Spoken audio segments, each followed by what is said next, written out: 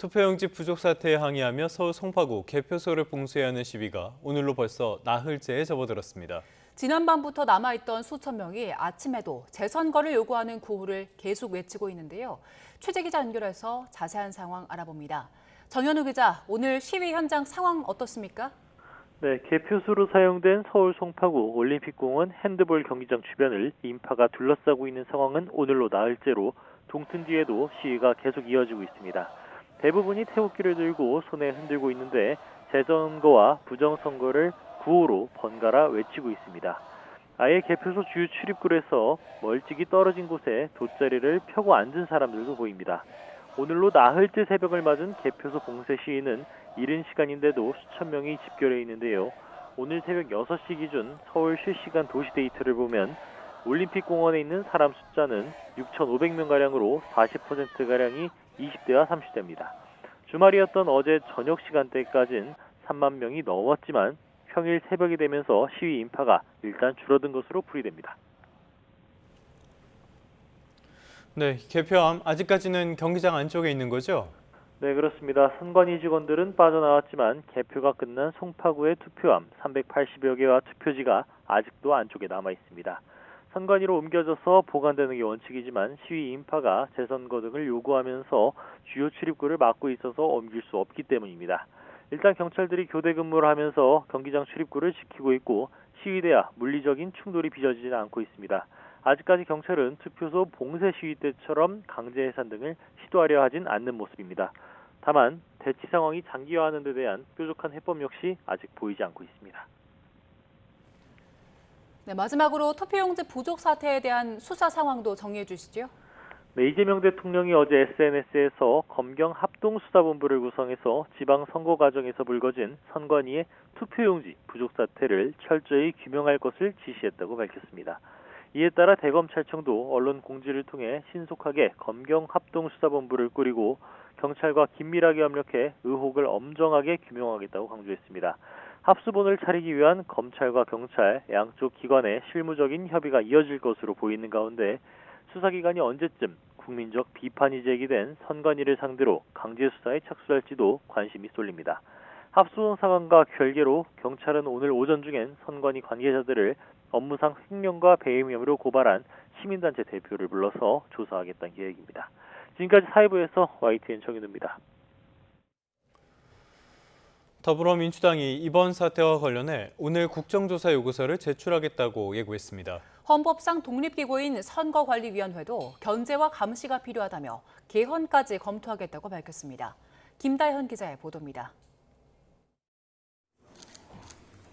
투표용지 부족 사태 논란이 계속되자 더불어민주당이 정면 돌파 의지를 밝혔습니다. 원내 지도부는 기자간담회를 열어 선관위의 우려와 분노를 쏟아내며 이번 사태와 관련해 국정조사 요구서를 제출하겠다고 밝혔습니다. 그러면서 골물대로 골문 환부를 도려내겠다고 목소리를 높였습니다. 중앙선거관리위원장과 사무총장의 사퇴로 끝날 일이 결코 아닙니다.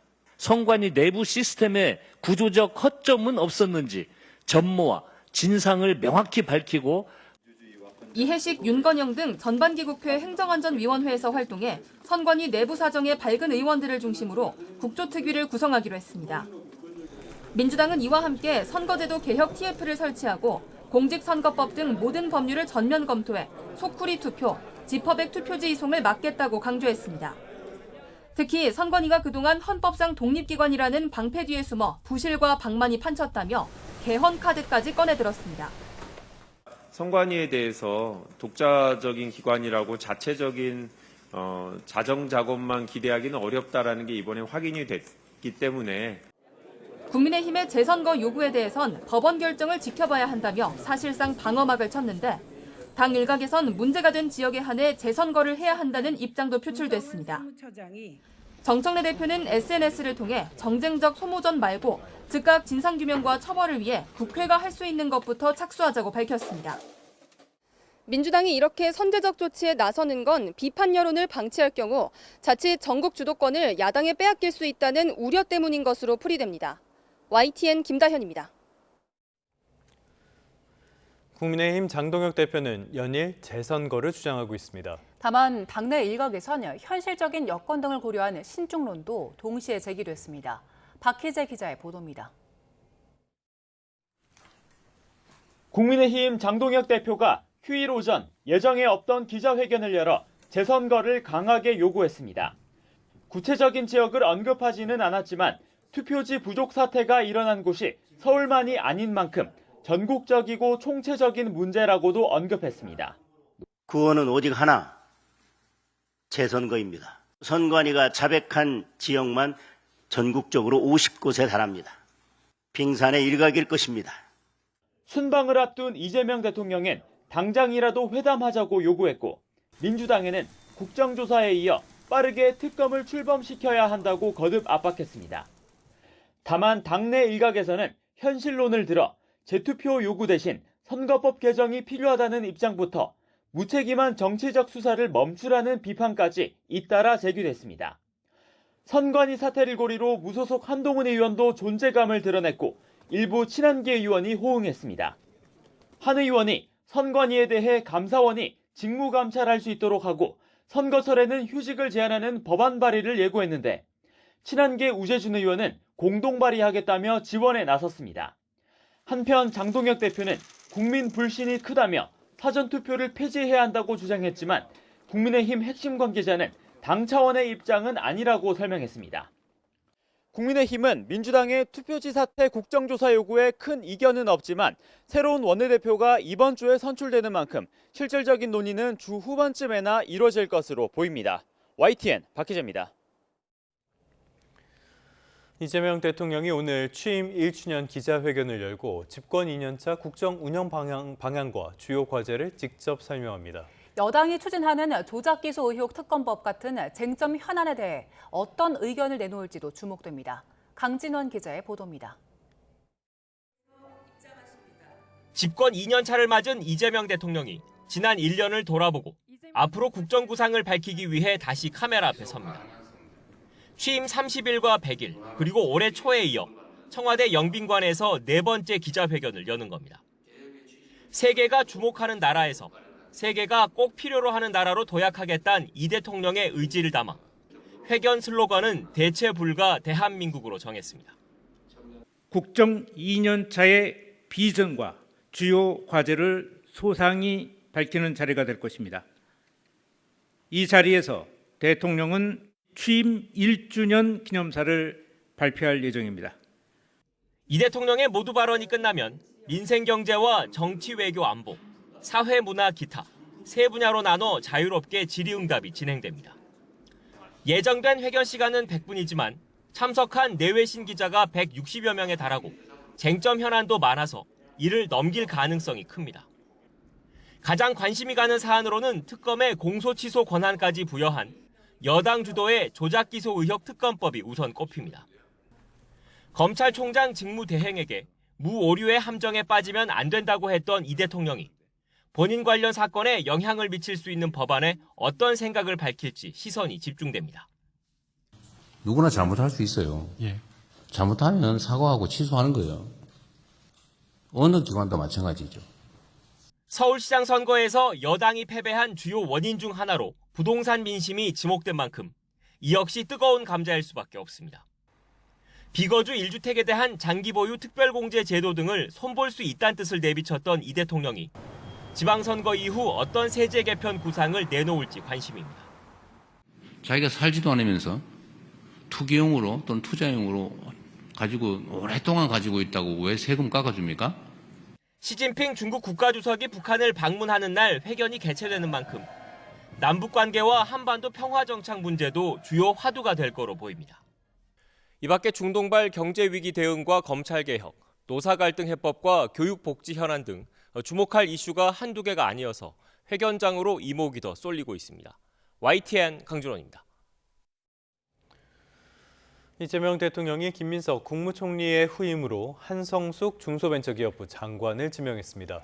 김민석 국무총리는 청와대 인선 발표 직후 SNS에 글을 올려 강력하고 유능한 민주당을 만들겠다며 전당대회 출마 의지를 밝혔습니다. 보도에 윤흥성 기자입니다. 이재명 대통령이 김민석 총리의 뒤를 이을 차기 내각 수장으로 한성숙 중소벤처기업부 장관을 지명했습니다. 강훈식 대통령 비서실장은 브리핑을 열어 IT 기업 대표 등을 지낸 한 장관이 시대적 과제인 AI 대전환과 모두의 성장을 이끌 적임자라고 발탁 배경을 설명했습니다. 한 후보자는 평범한 직장인으로 출발해 굴지의 디지털 기업 수장에 오른 입지전적인 리더입니다. 민간의 실용성과 혁신성을 겸비하고 있고 우리 사회의 AI 대전환 필요성에 누구보다도 잘 알고 있습니다. 한 장관은 네이버 대표이사를 지냈으며 오랫동안 IT 업계에서 일해왔습니다. 또 지난 1년 동안 중기부 장관으로서 국정을 수행하며 이 대통령의 신임을 받은 것으로 전해졌습니다. 한 장관이 인사청문회를 거쳐 국회 인준을 받으면 노무현 정부 시절인 지난 2006년 한명숙 전 총리 취임 이후 20년 만에 역대 두 번째 여성 총리가 탄생하게 됩니다. 여권 관계자는 한 후보자가 비정치인 출신이란 점에서 한명숙 전 총리 때보다 더 파격에 가깝다며 이재명 정부의 능력 위주, 실용주의 정신을 보여준다고 말했습니다. 김민석 총리는 한성숙 후보자 인선 발표 직후 SNS에 글을 올렸습니다. 이 대통령에게 총리직 사임과 민주당 복귀의 뜻을 말했다며 당에 돌아가 이재명 정부의 시대 정신을 강력하게 뒷받침하겠다고 밝혔습니다. 이어 자신의 다음 임무는 기득권의 저항을 돌파하고 강력하고 유능한 민주당을 만드는 것이라며 사실상 전당대회 출마를 선언했습니다.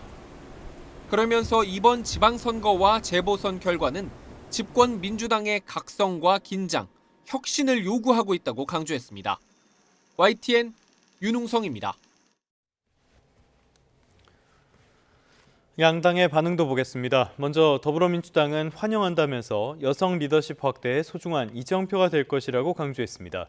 이주희 원내대변인은 브리핑에서 민주당은 한 후보자와 함께 이재명 정부의 국정과제를 성공적으로 추진하겠다며 이같이 밝혔습니다. 이 원내대변인은 한 후보자 지명은 우리 정부가 핵심 과제로 추진해온 AI 국가 전략과 디지털 경제 전환에 강력한 동력을 불어넣을 것이라고 강조했습니다. 반면 국민의힘은 투표지 사태 규명 대신 총리 교체라는 인적 쇄신 카드로 국면을 전환하려는 것이라고 비판했습니다. 최보윤 수석 대변인은 문평에서 이같이 밝힌 뒤 지금 대통령이 해야 할 일은 국면 전환용 총리 교체가 아니라 대국민 사과와 무너진 선거 시스템의 신뢰 복원이라고 꼬집었습니다. 이어 국민의힘은 인사청문회를 통해 당면한 시국에 대한 한 후보자의 입장과 자질을 철저하게, 엄정하게 검증하면서도 이 대통령은 투표지 사태에 대한 대책을 내놓으라고 거듭 촉구했습니다.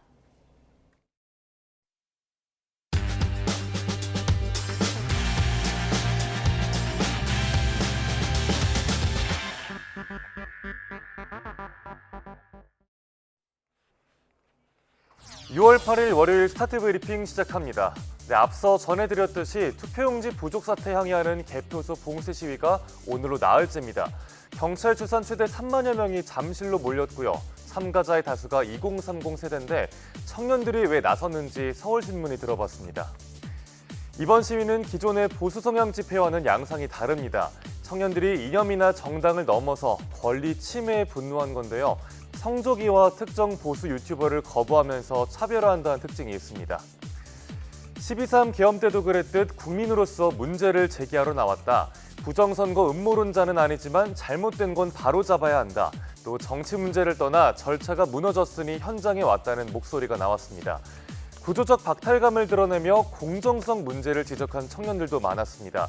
또 일부 86세대에 대한 반감과 정치적 소비 문화에 대한 피로감 역시 감지됐습니다. 이런 가운데 전국 총학생회 협의회는 김민석 총리와 만나 진상규명을 공식 요구했는데요. 현장 시위와 대학가의 움직임이 맞물리면서 청년들의 목소리가 더 커지고 있습니다. 이번 사태 비판의 중심에 선관위가 있죠. 전에도 선거 때 일이 터지면 셀프 개혁 방안 내놨다가 흐지부지 됐었는데 이 내용은 동아일보가 정리했습니다. 선관위는 2022년 이른바 소쿠리 투표 사태 때 혁신위원회를 구성했지만 실효성은 의문이었습니다. 작년 대선 땐 투표용지 외부 반출 논란이 불거지자 신뢰 회복 특위를 출범시켰습니다. 하지만 대부분의 방안은 실현되지 않았고요. 보여주기식에 그쳤던 비판이 나왔습니다. 선거철마다 선관위 휴직자가 늘어나는 상황도 반복되고 있습니다. 또 국회 역시 비판에서 자유로울 수 없는데요. 선관위 개혁 방안을 줄줄이 발의했지만 논의가 제대로 이루어지지 않았습니다. 진척이 없는 중앙선관위원장 상근제를 비롯 법안 대부분이 상임위원회 심사조차 없이 방치된 상태입니다. 민주당과 국민의힘 모두 오늘 국회에 국정조사 요구서를 제출한다는 방침입니다. 여야가 합의하면 특검이나 개헌카드도 검토할 걸로 보입니다. 다음 기사는 중소기업 퇴사자 중 절반이 입사 1년 안에 짐을 쌌다는 내용인데요. 기댈 동료나 선배가 없이 방치됐기 때문에 퇴사했다는 청년이 많았다고 합니다. 젊은 직장인들이 올린 중소기업 퇴사 브이로그 봤던 분 계실 겁니다. 이 영상들을 중소벤처기업부 산하연구원이 분석했는데요. 단순히 낮은 연봉 때문이 아니라 입사 초기의 고립감이 조기 퇴사의 주요 원인이란 분석입니다. 퇴사 이후 키워드로는 사람 문제가 압도적인 1위로 꼽혔습니다. 연봉이나 거창한 비전보단 당장 옆에서 밥 같이 먹고 일도 물어볼 동료가 절실했던 거죠. 퇴사자 중에 53.6%는 입사 1년 미만, 3년 이상 근속자는 24.5%에 그쳤습니다. 전문가들은 중기 인력 정책의 중심을 채용 확대해서 조기 정착 지원으로 전환해야 한다고 조언하고 있습니다. 끝으로 고1 자퇴생 수가 사상 처음으로 10,000명을 넘어섰다는 조선일보 기사 보겠습니다. 작년에 학교를 그만둔 고등학생 중 고1이 1,450명, 그래프를 보시면 꾸준히 늘어나는 추세죠. 대부분 자퇴생으로 추정되는데 내신 5등급제 후폭풍이라는 분석입니다. 작년부터 고교 내신이 5등급제로 바뀌면서 1등급 비율이 상위 10%로 확대됐습니다. 한 번이라도 1등급을 놓치면 상위 대학 진학이 어렵다는 인식이 퍼졌고요. 일부 상위권 학생들이 차라리 아예 수능에 매진하겠다면서 자퇴하는 거죠. 내신 성적을 초기화하려고 자퇴 후에 다시 입학하려는 학생까지 나온다고 합니다. 학생의 부담을 줄여주려고 도입된 제도지만 오히려 불안감을 키우는 부작용이 나타나고 있습니다. 다만 갈수록 정시 모집에서도 학생부를 반영하는 대학이 많아지는 추세라서요. 섣불리 자퇴하면 대학 선택의 폭이 매우 줄어들 수 있다는 점 기억하셔야겠습니다. 6월 8일 아침 신문 살펴봤습니다. 지금까지 스타트 브리핑이었습니다.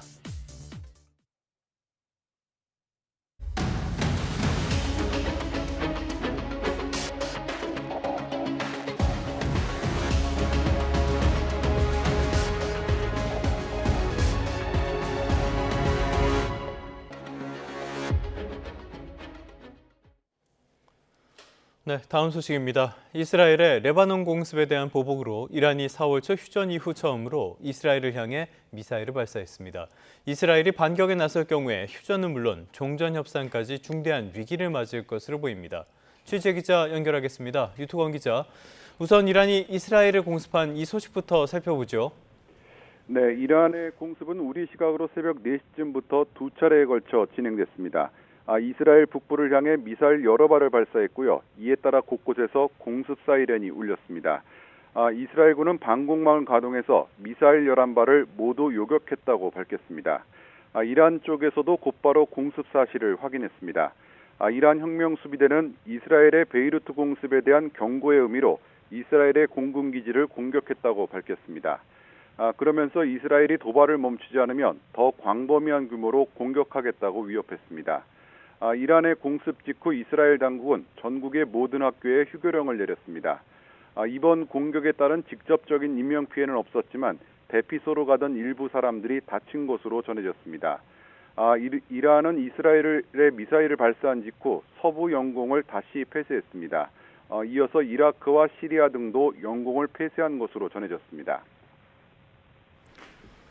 네, 이제 이스라엘이 반격에 나서면서 확전이 될지가 가장 큰 관심사인데요. 이 문제에 대한 공식적인 반응은 나왔습니까? 네, 이란의 공습 직후 네타냐후 총리는 즉각 안보 자문회의를 열고 대응책을 논의한 것으로 전해졌습니다. 하지만 회의의 결과는 아직 알려지지 않았는데요. 별도로 이스라엘군은 성명을 통해서 이란 정권이 다시 테러의 길을 선택하면서 심각한 실수를 저질렀다고 비난했습니다. 또 레바논 전역에서 작전을 계속 수행하고 헤즈볼라에 대한 작전도 강화하겠다고 밝혔습니다. 이스라엘군 최고사령관도 이란을 비판하면서 명령이 내려지는 즉시 무력으로 이란을 공격하겠다는 입장을 밝혔습니다. 문제는 이스라엘인데요. 이스라엘의 레바논 공습이 이란이 다시 반격하는 빌미가 됐는데 이 내용도 한번 정리해보죠. 네, 이스라엘군은 현지 시간 7일 베이루트 남부의 다이에 지역을 공습했습니다. 이스라엘군은 전투기와 드론을 동원해 헤즈볼라의 지휘센터를 파괴했다고 밝혔습니다. 이 공격으로 20여 명의 사상자가 나온 것으로 알려졌습니다.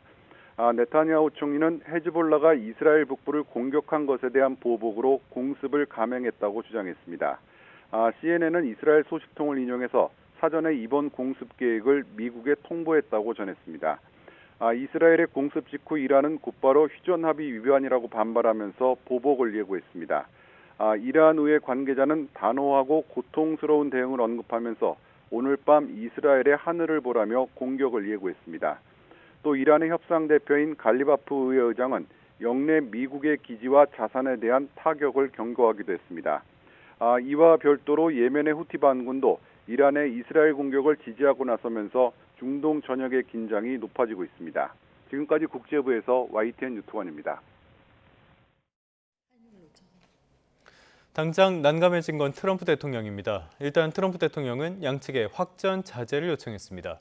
또 이란과의 협상이 합의에 매우 근접했다면서 이번 교전으로 합의 무산을 원하지 않는다고 강조하기도 했습니다. 워싱턴으로 와보겠습니다. 신윤정 특파원. 이란이 이스라엘을 향해서 미사일을 발사한 데 대한 트럼프 대통령의 반응이 나왔습니까? 네, 트럼프 미국 대통령은 휴전 이후 처음으로 이스라엘에 미사일을 발사한 이란을 향해 미사일을 쐈으니 이제 그만하고 협상 테이블로 돌아와 합의하라고 말했습니다. 트럼프 대통령은 현지 시간 7일 폭스뉴스 기자와의 전화 인터뷰에서 이번 공격이 협상에 결코 도움이 되지 않을 거라며 이같이 밝혔다고 폭스뉴스가 보도했습니다. 방송은 또 트럼프 대통령이 이란과의 협상이 이번 주 월요일에서 수요일 중으로 합의에 이를 수 있는 방향으로 진전되고 있다고 말했다고 전했습니다. 트럼프 대통령은 아울러 이스라엘의 레바논 공격에 대해서는 사전 조율이 없었다며 불쾌감을 표했다고 폭스뉴스가 전했습니다. 이와 함께 미국 인터넷 매체 악시오스는 트럼프 대통령이 통화에서 이란의 공격으로 다친 사람이 아무도 없다. 이스라엘이 보복하지 않기를 바란다고 말했다고 보도했습니다. 트럼프 대통령은 만약 베냐민 네타냐후 이스라엘 총리가 보복에 나선다면 지난 47년이나 지난 3000년 동안 그랬던 것처럼 갈등은 계속될 뿐이라고 말했다고 보도했습니다. 트럼프 대통령은 또 악시오스에 우리는 이란과 최종 합의에 매우 근접해 있다며 지금 벌어지는 일 때문에 이것이 무산되기를 원치는 않는다고 덧붙였습니다. 트럼프 대통령은 그러면서 지금 당장 네타냐후에게 전화해서 보복하지 말라고 말하겠다며 이스라엘도 공격했고 이란도 공격했다. 우리는 추가 공격이 필요하지 않다고 강조했습니다. 네, 이란의 미사일 발사 이전에 공개된 인터뷰도 있었는데요. 여기에서는 이란의 고농축 우라늄 폐기에 대한 이야기도 나왔네요. 네, 트럼프 대통령은 미 MBC 방송 인터뷰에서 이란과의 종전 협상에서 합의가 이루어지지 않는다면 군사력으로 이란을 타격한 뒤 우라늄을 회수할 거라고 밝혔습니다. 협상을 우선하되 강제로라도 우라늄을 확보할 거란 의지를 강조한 것으로 보입니다. 트럼프 대통령은 이란과 합의에 근접해 있다면서도 몇 가지 쟁점은 남아있다고 말했는데요. 발언 잠시 들어보겠습니다. We're very close to having a deal, and if we don't have a deal, we'll do it one way or the other. Either way, we win. 트럼프 대통령은 이란과 합의가 이루어지더라도 미국의 제재로 동결된 이란의 자산이나 제재가 먼저 해제되진 않을 거라고 선을 그었습니다. 트럼프 대통령은 또 종전 합의에 레바논 휴전 문제가 포함되는 것을 요구하고 있지 않다면서 헤즈볼라에 더 정밀한 타격이 이루어져야 한다고 말하기도 했습니다. 이 발언도 잠시 들어보겠습니다. I'd like to see a more surgical attack on Hezbollah. I think it should be more surgical, and we can help them with that. 트럼프 대통령은 새로운 전쟁을 하지 않겠다는 대선 공약을 어긴 것 아니냐는 지적에는 아무것도 약속한 적이 없다며 사실과 다른 주장을 폈습니다. 이어 지난 2020년 대선과 최근 치러진 캘리포니아주 예비선거 등이 부정선거라는 의혹을 제기하면서 증거가 없다고 지적하는 앵커와 설전을 벌이다가 인터뷰를 중단하기도 했습니다. 지금까지 워싱턴에서 YTN 신윤정입니다.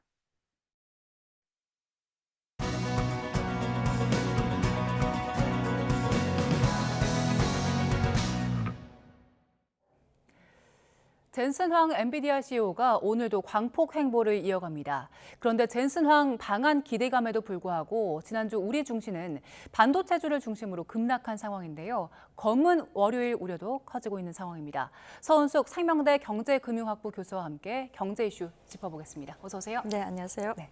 젠슨 황 CEO가 지난주 금요일에 입국을 해서 굉장히 바쁜 행보를 보이고 있는데 오늘은 국내 5대 주요 기업 연쇄 방문을 한다고 하고요. 네. 여러 가지 일정들이 있었는데 어떤 부분 가장 눈에 띄셨어요? 일단 뭐 저희가 예전에 일정하고 좀 다르게 이게 이제 반도체 뭐 이쪽에서 주로 이제 가전, 그다음에 게임 뭐 이런 쪽으로 또 좀 확장된 게 굉장히 우리가 유의해서 봐야 될 것 같고요. 그 해동의 의제가 굉장히 명확합니다. 예. 어떻게 보면은 그래서 SK를 만나서는 HBM4 차세대 그 공급하고 AI 반도체 생태계 구축에 대해서 좀 의제를 갖고 있는 것 같고요. LG에서는 아무래도 그 AI 가전하고 그다음에 로봇 사업 뭐 예. 이런 쪽에 좀 의제를 갖고 있고요. 현대차는 자율주행하고 휴머노이드 그다음에 스마트 팩토리 이쪽에 좀 관심을 갖고 있고요. 우리가 조금 더 추가적으로 이제 그 회동이 잡힌 데가 네이버, 그죠? 예. 그러니까 네이버는 우리 알고 있는 것처럼 하이퍼 클로버 X라고 해서 그 기반의 초거대 AI 이제 서비스가 있거든요. 이제 그 부분하고 그다음에 삼성전자는 뭐 당연 DS 부분하고 차세대 HBM 부분의 협력이 좀 주요 의제로 지금 보여지고 있고요. 핵심 메시지는 이제 한국이 엔비디아 AI의 동맹의 주요 핵심 거점이다라고 하는 거를 좀 보여주는 것 같고요. 이제 중요한 거는 이제 어제 그러니까 금요일 코스피가 예. 5% 이상 좀 그 하락한 상황에서 이 모멘텀을 어떻게 받아들일지 시장이 그게 좀 관전 포인트가 아닐까 생각을 하고 있습니다. 젠슨 황 CEO 주말 동안 행보를 굉장히 많은 언론에서도 다뤘고 네. 그 화면을 보면 재밌었어요. 근데 우리 증시도 또 투자자들도 좀 재미를 봐야 할 텐데 네. 젠슨 황 방문이 증시에는 영향을 좀 미칠까요? 이게 이제 지금 그 증시가 변동성이 굉장히 그 큰 상황이다라고 볼 수가 있잖아요. 이제 젠슨 황이 한국을 방문한 전략은 이제 명백히 아까 조금 전에 본 것처럼 그 엔비디아의 옴니버스, 우리 흔히 말하는 그 디지털 트윈하고 그 다음에 아이작 로봇 학습 부분이 있거든요. 이 플랫폼을 한국 산업에 이제 심으려고 하는 게 이제 주요 전략으로 우리가 볼 수가 있고요. 근데 왜 한국인지? 예. 그러니까 왜 한국을 강점으로 보고 있는지를 좀 봐야 될 것 같아요. 그래서 첫 번째가 우리는 메모리 반도체의 그 세계 1위잖아요. SK와 그 삼성을 갖고 있고, 둘째는 자동차, 로봇, 가전 제조 클러스터를 갖고 있어요. LG와 현대. 그다음에 세 번째는 게임 컨텐츠 IP로 시뮬레이션 데이터 확보가 굉장히 가능합니다. 네이버, NC, 크래프톤을 가지고 있잖아요. 그러니까 이 세 가지를 한 나라가 다 가지고 있는 곳은 좀 한국이 굉장히 유일한 나라 중에 하나다. 유일한 나라다라고 예. 우리가 해석을 할 수가 있겠지요. 근데 이제 다만 증시는 반응을 굉장히 신중하게 할 걸로 우리가 좀 예측을 하고 있습니다. 이미 이제 선반영됐을 가능성이 굉장히 크고요. 이 일정은 이미 알려졌던 일정이잖아요. 예. 그래서 우리 코스피가 이제 6월 5일이 5.54% 하락한 사이드카도 막 걸리고 막 그런 금요일이었죠. 상황이었잖아요. 예, 금요일 날. 그리고 중요한 건 외국인이 지금 3조 5,200억 규모 정도를 지금 순매도하고 있는 상황이다 보니까 삼성전자, SK하이닉스가 다 급락했어요. 예. 당일날. 그래서 어떻게 보면은 이제 이 이유는 지금 이 상황 반도체보다는 반도체도 물론 영향이 있어요. 왜냐하면 좀 그 슈퍼사이클의 정점이 있지 않냐라는 논쟁도 있고 그다음에 매출 규모는 굉장히 크게 늘어났지만 어떻게 보면 이익 부분에 있어서 이제 좀 정점에서 찍고 내려온 거 아니냐라고 하는 우려가 있는데 더 큰 악재는 매크로 악재예요. 예.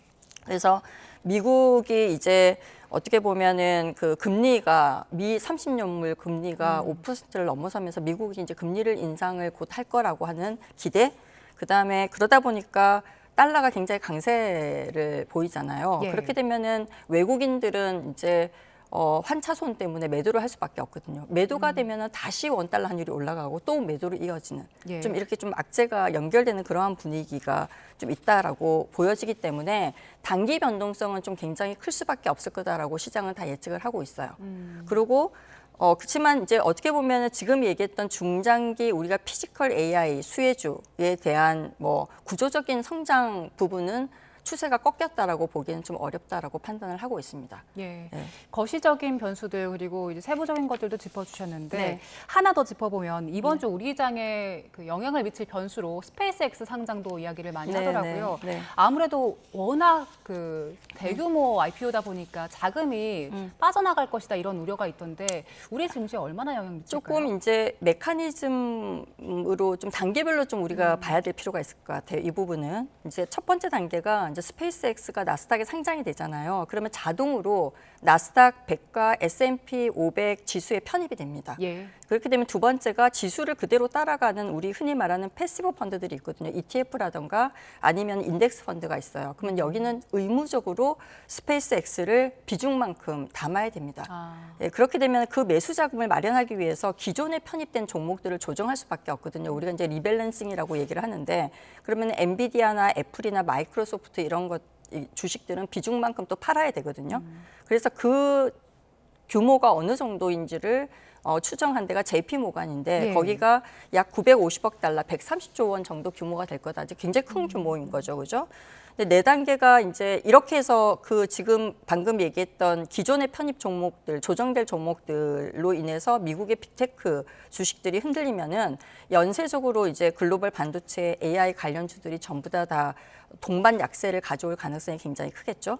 예, 그렇게 되면 한국의 삼성전자고 SK 그 하이닉스도 그 파장이 노출될 수밖에 없습니다. 예. 이제 다만 고려를 해야 되는 거는 이 950억 달러 규모 이거는 추정치이고요. 또 그다음에 시점도 분산될 수 있어요. 이제 그래서 단기 폭발적 충격으로 단정하기는 굉장히 어려울 수 있다라는 관점도 존재를 합니다. 그래서 6월 12일 그 전후로 해서 패시브 자금 흐름이 어떻게 되는지 거기에 따라서 시장 반응을 좀 단계적으로 관찰할 필요가 있을 것 같습니다. 단계적으로라고는 하지만 어쨌든 자금이 빠져나가는 것은 이제 기정사실화가 된 것 네, 같은데 맞습니다. 네. 자금이 빠져나가면 결국에는 그 다시 달러로 바꿀 것이고 네. 그럼 또 환율에 영향을 미치게 네, 되는 맞습니다. 거 아닙니까? 네, 네. 근데 환율 지금 이제 지난 그 야간장에선 1,560원을 넘어서기도 했었는데 네. 이 환율 자체가 고환율이 이제 고착화되는 게 아니냐 이런 시각도 있던데 네. 교수님께서는 어떻게 보세요? 아무래도 지금 이게 이제 우리가 환율을 볼 때 좀 크게 이것도 좀 단계적으로 나눠서 봐야 되는데요. 그러니까 우리 국내 펀드멘탈이 문제냐, 약세를 가지고 그러니까 원화 약세를 가지고 오는 거는 사실은 경제 펀드멘탈이 굉장히 안 좋은 경우에 약세를 가지고 올 수도 있는데 저희는 지금 어떻게 보면은 채권 흑자 채권국이죠 우리는. 그래서 경상수지도 지금 흑자인 상태이고요. 다시 얘기하면 외국에 빌려준 돈이 더 많은 상태입니다. 채권국입니다. 근데 그런 상태는 우리가 예전에 2014년 이전에는 채무국이었거든요. 그런 상태에는 돈을 갚아야 되는 나라이잖아요. 그때 환율이 굉장히 원화가 굉장히 약세가 되고 달러가 강세가 되면은 굉장히 변동성이 클 가능성이 큰데 지금 이 경우에는 채권국인데 불구하고 지금 1,500원대를 넘어가고 있는 거거든요. 그래서 굉장히 우리 펀드멘탈이 문제가 아니고 지금 현재 이거의 배경에는 이제 미국의 금리가 올라가는 거.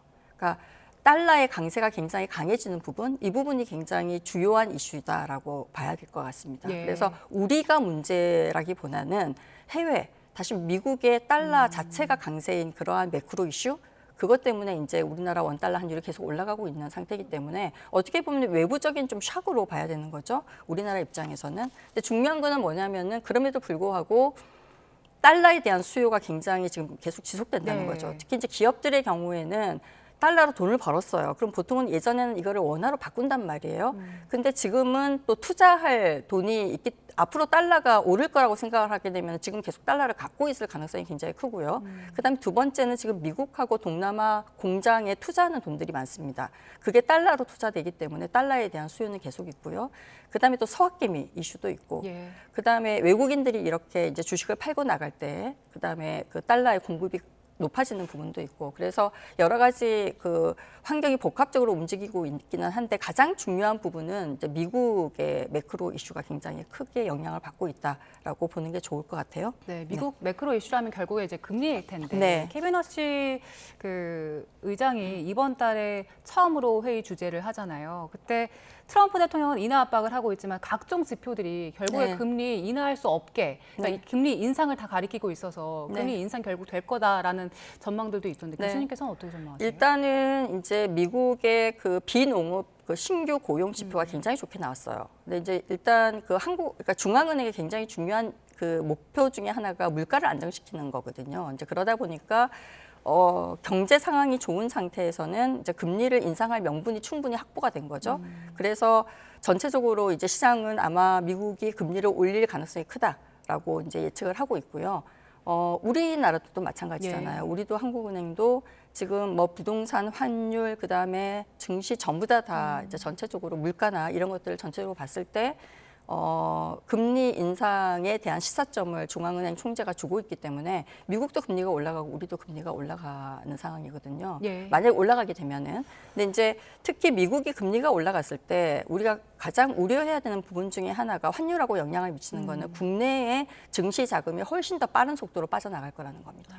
네, 지금 미 국채가 5%가 넘었잖아요. 예. 그렇게 되면은 사실 여기서 변동성이 큰 장보다는 오히려 좀 조정장에서는 미국 국채로 자금이 이동하는 현상이 발생할 수 있기 때문에 그 부분 때문에 환율이 더 오를 가능성이 큽니다. 네, 그 우리 금리 상황을 짚어보면 일단 그 신현성 총재가 금리 인상을 시사를 했고 아직 금리를 올리지도 않았는데 시장 금리가 오르고 있잖아요. 네. 주담대 상단 7% 넘었고 네. 또 신용대출 같은 경우도 신용 그 금리가 5% 넘어섰더라고요. 네, 신용대출 거의 이제 뭐 7% 신용이 그러니까 마이너스 통장이나 이런 데가 거의 7% 가까이 갔고요. 야. 신용도 상단이 거의 6%대 가까이 지금 가고 있습니다. 예, 네. 그 정도 되면 결국에는 이제 개인들 가계에도 상당한 부담되는 거 아닙니까? 일단 이제 그 은행채 그 금리가 5%대를 넘어서고 있기 때문에 일단 주담대 그 금리의 기준 금리가 되고 있잖아요. 그 금리가 그래서 주담대를 주택담보대출을 기존에 받았던 사람들에 대한 이제 비용이 이제 커지겠죠. 이자 비용이. 그다음에 마이너스 통장, 그다음에 지금 현재 신용 그 융자도 굉장히 많이 하고 있잖아요. 예. 증시로 들어가고 있는. 근데 이런 경우에는 사실 금리가 올라가면서 거기에 대한 부담과 예. 그다음에 증시 변동성에 대한 위험을 동시에 이제 봐야 되기 때문에 이게 이제 시청자들께서 보실 때는 굉장히 이 부분을 유의를 하셔야 됩니다. 네. 말씀하신 그 신용융자 같은 경우에 사흘 사이에 뭐 1조 원 가까이 불어났다고 하는데 네. 그간 우리 금융당국에서는 증시 활성화 좀 장려하는 목소리였는데 이렇게 신용대출 급증하면서 이거 어떻게 관리해야 하나 이 부분도 고심이 깊을 것 같아요. 이거 네. 관리할 수 있습니까?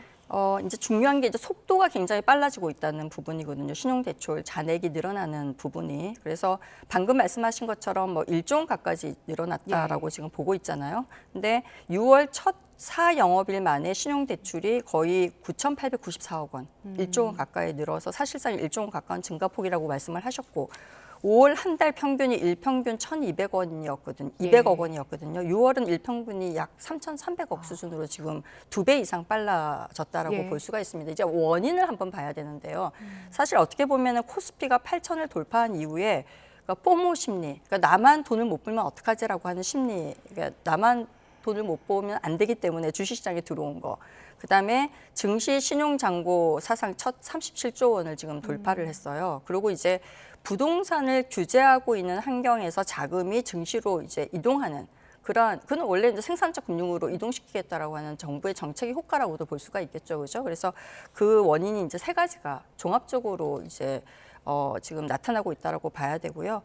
이게 이제 신용대출 금리가 이제 5% 중반대 진입한 상황에서 예. 빚을 내서 투자하는 흐름은 아까 방금 말씀드린 것처럼 금리 부담하고 그다음에 증시 변동성이나 양면 위험에 노출될 가능성이 굉장히 큽니다. 그래서 주식 수익률이 사실은 이자율을 못 따라가면 손실이 확장되는 거잖아요. 예. 그리고 그렇게 됐을 때 신용융자 같은 경우에는 강제 청산을 받게 되거든요. 그렇게 되면은 주식시장의 폭락이 가속화될 수도 있습니다. 그래서 이 부분은 굉장히 우리가 예의주시해야 되는 굉장히 중요한 이슈 중에 하나라고 봐야 될 것 같아요. 마이너스 통장 잔액 늘고 있다는 기사들 조금씩 나올 때부터 저희가 이거 조심하셔야 된다 이야기를 네. 끊임없이 드렸거든요. 네.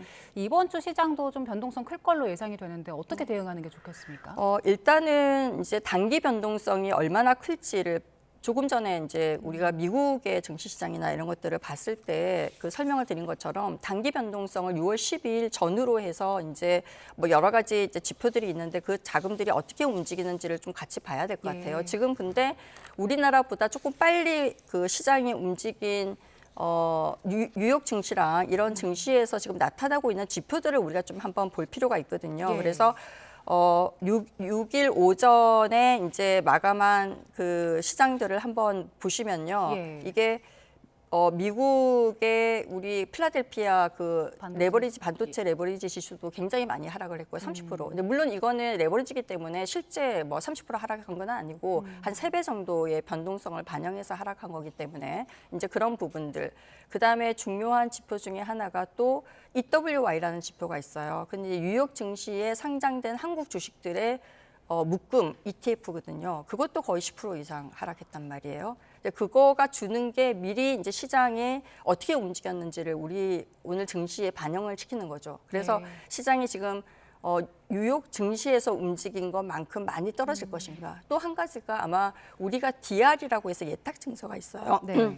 한국의 증권을 해외 거래소에 복제해서 증권으로 상장한 게 있거든요. 그게 DR이라고 부르는데 그게 우리는 지금 독일하고 런던 거래소에 지금 상장이 되어 있거든요.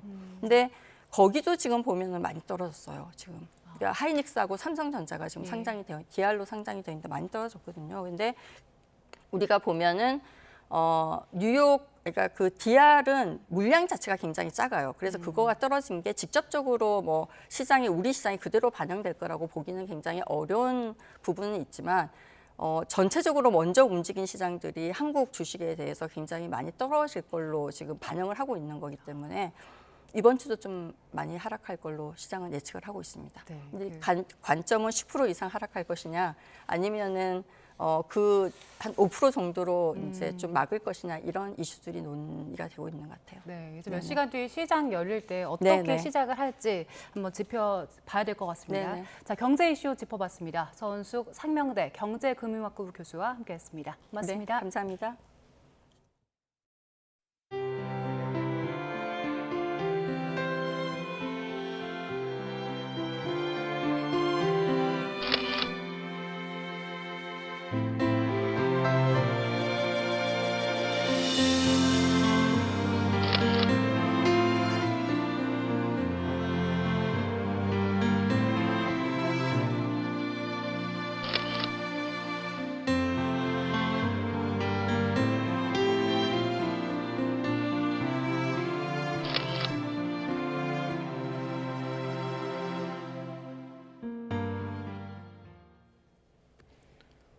네, 끝으로 출근길 날씨 살펴보겠습니다. YTN 야외 스튜디오 연결합니다. 원희다 캐스터. 네, 원희다입니다. 네, 오늘 아침에는 공기가 선선하던데요. 낮에는 어떻습니까? 네, 월요일인 오늘 아침 저녁으로는 선선하고 한낮에도 심한 더위는 없겠습니다. 현재 17도를 보이고 있는 서울 기온, 한낮에 27도로 예상되고요. 예년 이맘때 초여름 날씨를 보이겠습니다. 네, 밤사이 비가 내린 곳도 있던데 지금은 어떻습니까? 네, 현재 남부지방을 중심으로 약하게 빗방울이 떨어지는 곳이 있습니다. 제주도는 오늘 오전까지 산발적인 비가 이어질 수 있겠고요. 또 동쪽 지방 곳곳에는 기습적인 소나기 예보가 나와 있어 참고하셔야겠습니다. 오늘 고기압의 가장자리에 들며 전국 하늘에 구름만 많이 지나겠습니다. 다만 오전부터 저녁 사이 영서 남부와 충북 북부, 영남 일부 지역에는 5에서 10mm 정도의 요란한 소나기가 쏟아질 가능성이 있겠습니다. 자세한 지역별 기온입니다. 현재 서울과 강릉 17도, 광주 18.5도로 어제보다 조금 낮게 시작하고 있습니다. 한낮에는 서울 27도, 대전과 대구 26도로 예년과 비슷하거나 조금 낮겠습니다. 당분간 하늘은 대체로 맑겠지만 곳곳에 소나기가 자주 지나겠습니다. 주 후반에는 기온이 다소 오르겠고 초여름 날씨는 계속될 전망입니다. 오늘 서울을 비롯한 중북부 지방을 중심으로는 한낮에 자외선이 무척 강하겠습니다. 자외선 차단제는 흐린 날씨에도 덧발라야 한다는 점 기억하시기 바랍니다. 지금까지 YTN 원희다입니다. 네, 6월 8일 월요일 뉴스타트 모두 마무리하겠습니다. 잠시 뒤 뉴스업이 이어집니다. 시청해주신 여러분 고맙습니다.